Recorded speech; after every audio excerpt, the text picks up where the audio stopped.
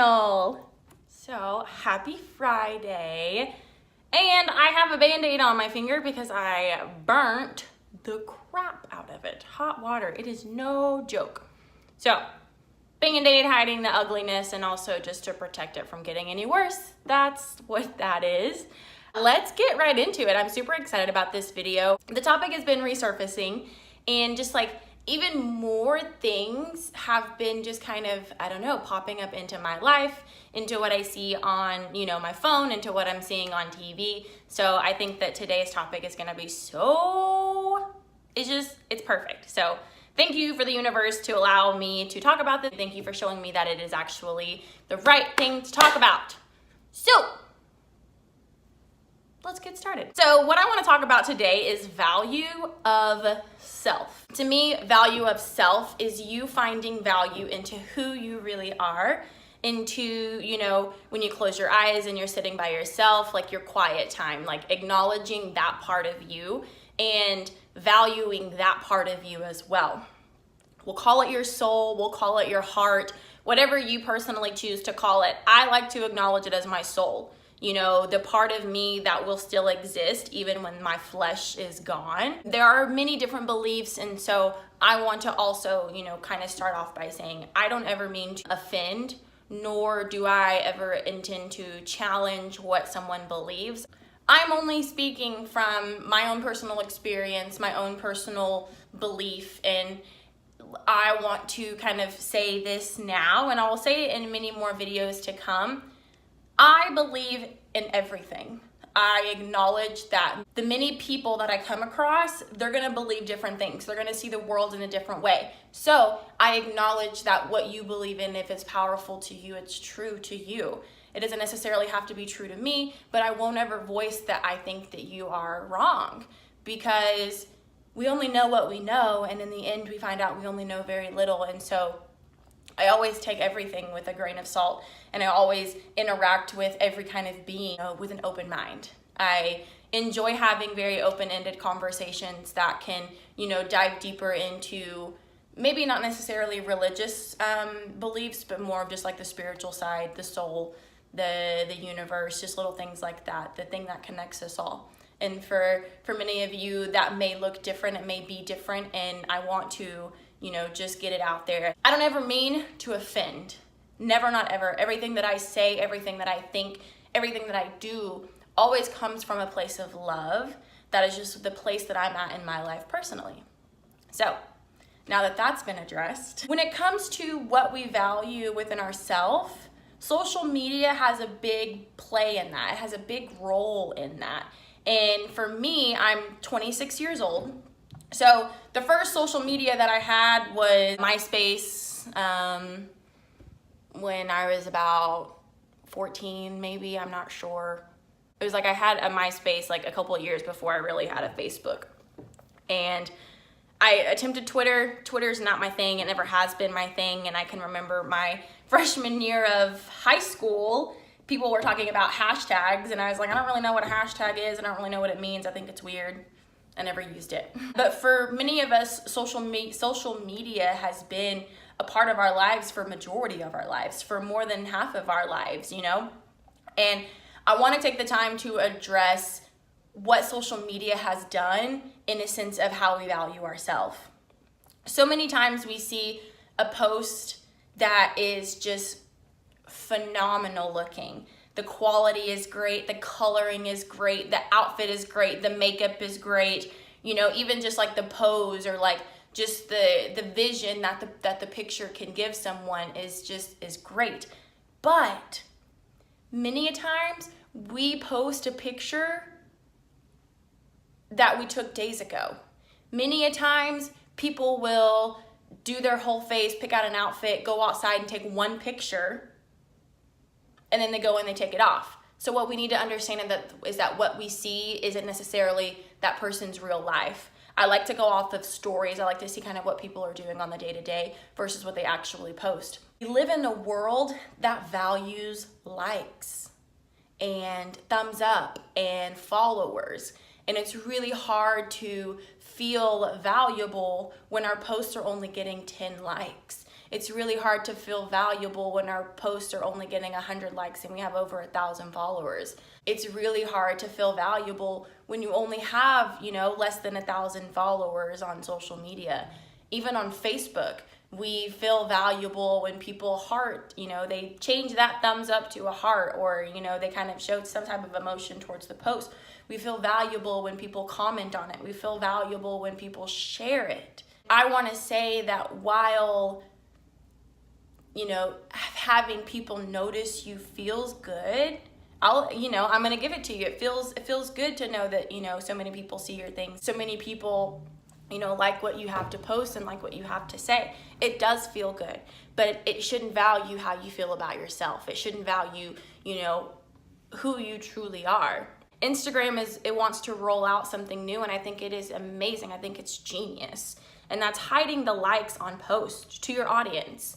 And so what that will look like is, so anything that I post, you won't be able to see how many likes or how many views, I got on it, but I can see how many likes and views my posts have. You'll be able to see how many likes and views your post has, but your audience won't be able to see it. Why I think this is important. I think that many of us kind of follow what other people are doing. We want to follow the trends. We want to, do what the other person is doing. If there's 1 million likes, of course I'm gonna double tap it. Why not just join the crowd, I would love to see how society changes in a sense of self-value without seeing that. If I come across, a picture of a random mom from Oklahoma City who posted a picture of her kid. It's not very, good quality, but just like the moment seems to be captured so beautifully, I'm going to double tap it.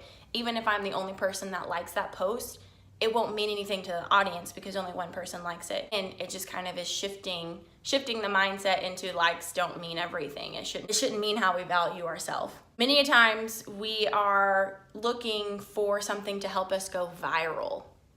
God, going viral is, I think it's exciting, and anybody who has gone viral, I want to say congratulations to you. But with going viral comes so much more that we don't even see. With going viral, we forget about, okay, I only had 1,000 people watching me. Now I have 300,000 people watching me. And when I have 300,000 people watching me, that is 299,000 more opinions. That is 299,000 more options to be disliked. That is 299,000 more emotion and feeling that can be put in us. I don't think many of us are meant to handle having 300,000 people follow our every move and criticize our every move and judge our every move. And while that got you the popularity, while that got you the followers, and while that got you likes for a little bit, every micro thing that you do will be criticized, it will be judged, and it will be ridiculed. Even if you feel like you're doing the right thing, Someone who's gone viral might decide that it's good to give a homeless guy, the rest of their leftovers from Cholinos, and that was them trying to do a good thing. This person didn't have any food and I gave him the rest of my food because more than likely I'm not going to eat it. But while you intended for that to be a good thing, someone's going to perceive it as a bad thing. Why would you give someone your cold leftovers? Like, homeless people deserve better than that. Even though they don't have a home, they do have feelings and they do have, thoughts and emotions, and you should have bought like a whole meal for them. Keep the leftovers for yourself and offer them something more. Just like that. That is how the world works. There are so many opinions as to what is right, what is wrong, what is good, what is bad, what you should do with your kids, what you should do through your pregnancy, what you should do in your marriage, and how you should even have your wedding. So many opinions. And what I want to kind of stress to you guys is what you choose to do that feels right to you, that's right for you. And that while it could be, good advice for someone else or just good guidance for someone else, that might necessarily be right for them. I had my first thumbs down on a video. Like, I only have 59 subscribers and I'm only getting, maybe 20 to 30 views on a video. So someone thumbs downed it already? They must not know who I am. Like, what? And for a second, I was like, wow, that's kind of okay. Someone doesn't like my video. And then I kind of paused and I was like, someone doesn't like my video and I allowed myself to care for a second, but I'm not gonna allow myself to care for another minute. I'm not going to allow myself to care for a day, not for a week, not for a month, not even ever again in my lifetime. There are going to be people on social media, on YouTube, on Facebook, whatever it is, that aren't going to like what you do, and that's totally fine. As long as you are doing your best and you are giving your all and you are coming from a place of positivity and love, I think that's what's most important. Let's talk about deleting posts. You know, since we're on the topic of getting a thumbs down, many people will be like, oh, I need to delete this post because someone thumbs downed it and I don't want anyone else to see someone thumbs it down, you know, or, oh, this post only got 10 likes, I'm gonna delete it because you don't feel powerful in that post, you know. And I think it's like, don't do that. Why do that? Why take something off because you didn't feel good about it or because it didn't make you feel good? There are so many things that we have done in our lives that we don't feel good about, but we can't delete that moment. We can't delete that memory. We can't delete that experience. We have to hold on to it and take it with us for the rest of our life and learn from it, you know? If your post is only getting 10 likes and that means, and having more than 10 likes is very important to you, it's time to reevaluate what truly is valuable to you. In life, you know, just getting off of social media, in life, there are so many like material things that we value, and I am guilty of it. I'm working on my vision board, and on my vision board I have a very nice foreign car. You know, I don't want to get a Ford. I don't want a Chevy. I have a Hyundai right now. I don't want a Hyundai. Like, I want to get like a Mercedes or an Audi or whatever it may be. Like, that's something that I want to attain. And what I had to learn here recently is that until I find value in the things that I have, I'll never find value in the things that I have in the future. So I paused, and even though I'm working towards getting something that I truly want, that's gonna take time. And you know, it's good to have a vision to work for, but don't miss the value in what you have currently. When it comes to our job, many of us wanna have like a multi-million-dollar paying job. And while I think that, you know, for someone making money may be important to them, you can make $50,000 a year and be happy. You can be the happiest person in the world with very little money. Because I know a lot of people who make a lot of money, who make millions of dollars, and they are miserable because they're stuck in a job that they don't like. They're stuck in a job that they're not passionate about, and they only have that job to pay for the stupid expensive things that they felt that they needed to impress the people that they don't even like. Thank you, Gary Vee, for that one. That was a very powerful statement, and I'm using it. The friends around us, the people that we hang out with. You know, I have friends who go buy Gucci bags and, you know, go buy new furniture and go buy a new car. I have so many of those friends, and while I think that, you know, they're doing something that's going to benefit their life, and I would hope that they're doing it for all the right reasons, that's not me. And I always stress to them, like, no, I'm not. I don't really care to have $1,000 bag when I can put that $1,000 towards my debt, my student loan debt. I can put that $1,000 towards something and invest in, you know, a company, or invest in myself for, you know, that. Save it. I mean, that's what they call the baby step number one. Your $1,000, your emergency fund, you know? It's again addressing the material things. A BMW is not going to make you a more valuable person. It might make you look like you have money, but what a lot of people need to understand is that just because someone has a BMW, they might have a $500 car payment on top of their $1,000 rent, on top of their bills, on top of their debt, on top of all of the subscriptions that they have. So even though they have a BMW, doesn't mean they're still not living paycheck to paycheck. And I think that is crazy. You want to have a Rolex watch, you want to have all of the bling on your chains, but you don't have anything set aside, you don't have anything saved up, you don't have anything invested for when all of the material things die or when they're no longer in. What will you have then? You'll have yourself. You'll have what you've had your whole entire life. So How do we overcome valuing everything that's on the outside of us versus what's on the inside of us? Step number 1, make time for yourself. That's gonna look different for many of us. Some of us like to do it at, before we wake up in the morning, or not before. Some of us like to do it the very first moment that we wake up in the morning before we get ready for work. And for some of us, it's doing it at the end of the day, before we go to bed. Some of us do it as soon as we get home. Some of us do it while we're in our car, just in between stops. Whatever it is, give yourself time to acknowledge yourself, to just sit and take a breath and know that you are fully alive. Know that you are still a part of this ever-changing earth. Number 2, pay attention. All of the thoughts that go through your head, some of them are good, some of them are not so good. So pay attention to all of the good thoughts. And even if there is a negative thought that pops into your mind, just acknowledge it as a thought and let it go. Pay attention to what the people around you are saying. Are you surrounded by positive people who are going to do nothing but pour their lessons and pour their beautiful ideas and pour love into you?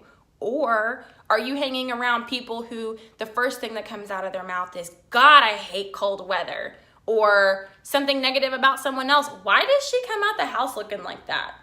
I'm sorry, but what did that phrase even do? What did that change? What did that help? Someone wonders why someone walked out the house that way, and I'm sorry, but why did you walk out the house with that kind of attitude? Ooh. So pay attention to your circle. And I think that, if you have a best friend who you've known your entire life, I'm going to call him a negative Nancy, who, doesn't know how to see the good side, I'm not saying you need to cut that person out of your life. Maybe instead of talking to them 3 to 5 times a day, you're talking to them maybe 3 to 5 times a week. Maybe it's even 3 to 5 times a month. I think that would even be better for you, because you're removing that negative energy. It opens up for more positive energy to come into your life. Affirmations. If you are not affirming your own truth, someone else will. So what I like to do, honestly, all day, and it depends on kind of just what the situation is. If I need to acknowledge myself because I've been in a crazy situation or I saw something crazy, I affirm my truths. I am love, I am light, I am joy, I am powerful, I am strong. Affirming your truths can just be powerful. And it leads me into step number 4, define yourself. So if there was a big, long dictionary of people instead of words, what would your definition be? What would it say after your name? And I'm not saying that someone else defined you, but you defined you. I am Kimberly, and I am an overcomer. I am a person of love, I am a person of forgiveness, and I am a person of understanding. When you define yourself as one of the first things that you do when you wake up, when you walk out into this world, 1,000 opinions are not going to faze you. When you wake up and you define yourself, 1,000 of the opinions on social media are not going to faze you. But when you wake up and you look at yourself and you have a negative mindset, I'm not skinny enough, I'm not pretty enough, my skin is not good enough. When someone else says it around you, they're only saying what you already said. And when you have that negative mindset about yourself, if 1,000 people were to come up to you and say, wow, you're beautiful, wow, your skin looks great, wow, your body looks amazing, you are not going to feel that, you're not going to be able to fully accept that compliment or even value what they say because you negatively defined yourself. 1,000 people can come up and say something beautiful about you, but it will not resonate with you because you didn't wake up and positively define yourself. And I think that is powerful. When you wake up in the morning and you say something positive about yourself, 1,000 negative comments are not going to faze you. But when you wake up and you say something negative about yourself, 1,000 positive comments aren't going to be able to faze you. So I think that's a very powerful, topic. And I'm sorry that this video ended up so long, but clearly I had a lot to say about the value of self. Woo, that was a good one. Thank you guys so much for watching. I hope you really enjoyed this video. It was, you know, these are going to be things that I'm going to be posting on Fridays. Just me talking about how I see the world and how I'm working through things, and just different topics that are really important and meaningful to me that I think that we need to talk about more. I don't necessarily mean to have the conversation on a social media platform, but this is just how I'm starting it. Have the conversation in person. We're so nervous to use our own words and use our own voice. And I think that's like one of the most powerful things that we have. So I hope you guys have a beautiful Friday and have a beautiful weekend. And if you live in Oklahoma, I love the rain, so I'm hoping it rains all weekend. And if you don't love the rain, I hope you learn to find the beauty in it raining all weekend. It's May. May in Oklahoma is like May Day. The storms are coming, the tornadoes are coming. You better make sure you're ready. That's life. Bye, guys.